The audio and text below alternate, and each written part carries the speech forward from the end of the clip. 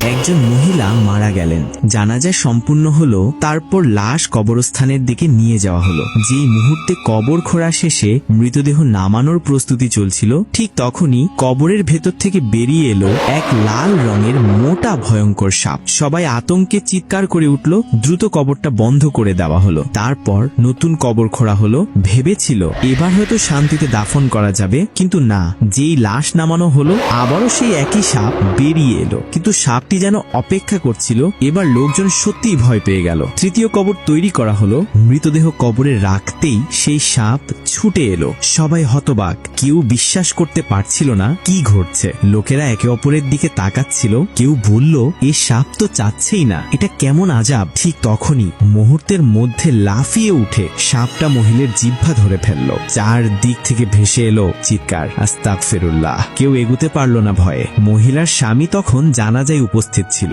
সবাই তার দিকে তাকালো। একজন সাহস করে জিজ্ঞেস করলো, ভাই, তোমার স্ত্রী জীবনে কি করেছিল যে আজ এমন ভয়ঙ্কর শাস্তি পাচ্ছে? স্বামী চোখ মুছে বলল, সে সারা জীবন আমার নামে গীবত করত, মিথ্যা বলতো আর গালি দিত। আমি অনেক সহ্য করেছি, কিন্তু সে কখনো থামেনি।